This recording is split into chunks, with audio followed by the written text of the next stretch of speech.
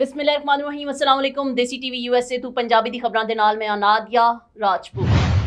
ਵਜ਼ੀਰ ਦੇ ਸੈਕਟਰੀ ਦੇ ਘਰ ਛਾਪਾ, ਇਤਨੀ ਰਕਮ ਨਿਕਲੀ ਕਿ ਸੁਣ ਕੇ ਤੁਹਾਡੇ ਹੋਸ਼ ਉੜ ਜਾਣਗੇ। ਸ਼ਾਹਰੁਖ ਖਾਨ ਤੇ ਸਲਮਾਨ ਖਾਨ ਦੇ ਬਾਰੇ 'ਚ ਦਿਲਚਸਪ ਹਕਾਇਕ ਸਾਹਮਣੇ ਆ ਗਏ। ਟੀਮ ਸਿਲੈਕਸ਼ਨ ਕਿਵੇਂ ਕੀਤੀ, ਬਾਬਰ ਨੇ ਸਾਰੇ ਪੋਲ ਖੋਲ ਦਿੱਤੇ।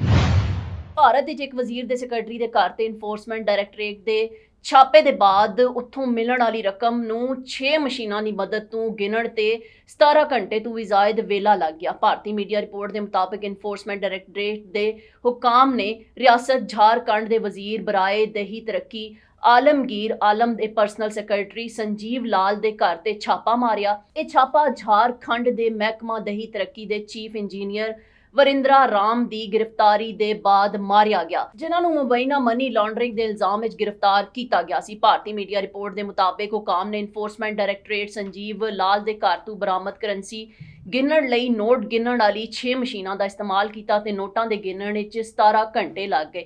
ਹੁਕਾਮ ਦੇ ਮੁਤਾਬਕ ਸੰਜੀਵ ਲਾਲ ਦੇ ਘਰ ਤੋਂ ਬਰਾਮਦ ਹੋਣ ਵਾਲੀ ਕਰੰਸੀ ਦੀ ਮਾਲੀਅਤ 34 ਕਰੋੜ ਭਾਰਤੀ ਰੁਪਏ ਹੈ। ਤੇ ਦੂਜੀ ਜਾਨਿਬ ਆਲਮਗੀਰ ਆਲਮ ਨੇ ਆਪਣੇ ਬਿਆਨ ਵਿੱਚ ਕਿਹਾ ਕਿ ਇਨਫੋਰਸਮੈਂਟ ਡਾਇਰੈਕਟੋਰੇਟ ਦੀ ਤਹਿਕੀਕਾਤ ਮੁਕੰਮਲ ਹੋਣ ਤੋਂ ਪਹਿਲਾਂ ਲੋਕਾਂ ਨੂੰ ਆਪਣੀ ਰਾਏ ਨਹੀਂ ਦੇਣੀ ਚਾਹੀਦੀ। ਉਹਨਾਂ ਨੇ ਇਹ ਵੀ ਕਿਹਾ ਕਿ ਸੰਜੀਵ ਲਾਲ ਉਹਨਾਂ ਤੋਂ ਕਬਲ ਵੀ 2 ਵਜ਼ਰਾਂ ਦੇ ਪਰਸਨਲ ਸੈਕਟਰੀ ਰਹਿ ਚੁੱਕੇ ਨੇ। ਅਮੂਮਨ ਤਜਰਬੇ ਦੀ ਬੁਨਿਆਦ ਤੇ ਤਾਇਨਾਤੀਆਂ ਕੀਤੀਆਂ ਜਾਂਦੀਆਂ ਨੇ।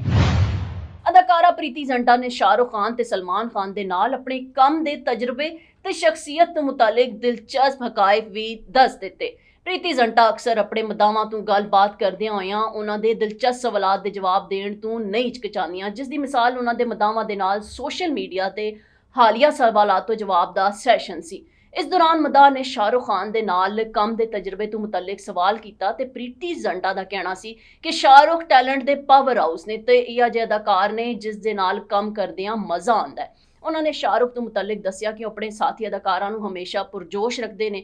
ਉਹ ਬਹੁਤ ਪੁਰਮਜ਼ਾਕ ਤੇ ਮੁਸਾਬਕਤੀ ਅਦਾਕਾਰ ਨੇ ਤੇ ਮੈਂ ਫਿਲਮ ਦਿਲ ਸੇ ਵਿੱਚ ਉਹਨਾਂ ਤੋਂ ਬਹੁਤ ਕੁਝ ਸਿੱਖਿਆ।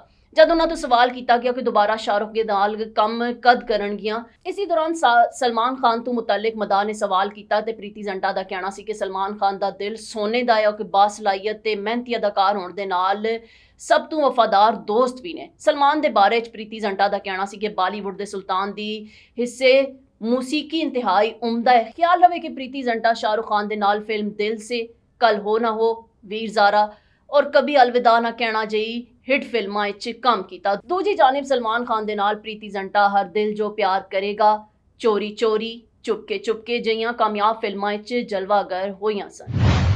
ਕੌਮੀ ਕ੍ਰਿਕਟ ਟੀਮ ਦੇ ਕਪਤਾਨ ਬਾਬਰ ਆਜ਼ਮ ਨੇ ਕਿਹਾ ਕਿ ਪੂਰੀ ਟੀਮ ਦੀ ਸਾਰੀ ਤਵੱਜਾ ਸਿਰਫ ਔਰ ਸਿਰਫ ਵਰਲਡ ਕੱਪ ਜਿੱਤਣ ਤੇ ਮਰਕੂਜ਼ ਹੈ।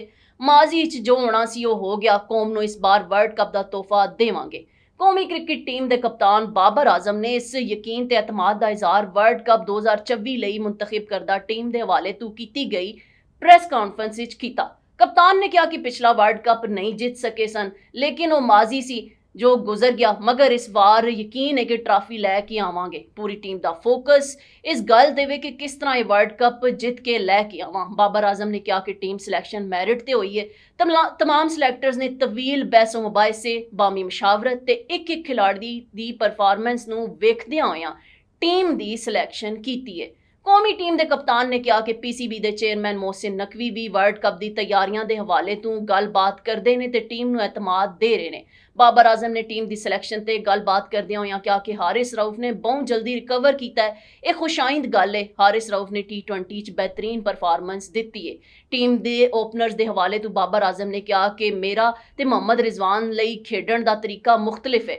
ਅਗਰ ਓਪਨਿੰਗ ਛੋੜਨਾ ਪਈ ਤੇ ਮੈਂ ਛੋੜ ਦੇਵਾਂਗਾ। ਟਾਪ ਆਰਡਰ ਵਿੱਚ ਮੁਹੰਮਦ ਰਿਜ਼ਵਾਨ, ਸਾਏ ਮਯੂਬ ਤੇ ਫਖਰ ਜ਼ਮਾਨ ਤੋਂ ਉਮੀਦਾਂ ਨੇ। ਦੇਸੀ ਟੀਵੀ ਯੂਐਸਏ ਤੋਂ ਫਿਲ ਵਕਤ ਇਤਨਾ ਹੀ। ਮਜ਼ੀਦ ਖਬਰਾਂ ਤੇ ਅਪਡੇਟਸ ਲਈ ਸਾਡੇ ਨਾਲ ਰਹੋ ਤੇ ਵੇਖਦੇ ਰਹੋ ਦੇਸੀ ਟੀਵੀ ਯੂਐਸਏ, DTV NN ਤੇ ਸਾਡਾ OTT ਪਲੇਟਫਾਰਮ DTV Flix, ਜਿੱਥੇ 3000 ਤੋਂ ਜ਼ਿਆਦਾ ਚੈਨਲਸ ਨੂੰ ਵੇਖਿਆ ਜਾ ਸਕਦਾ ਹੈ।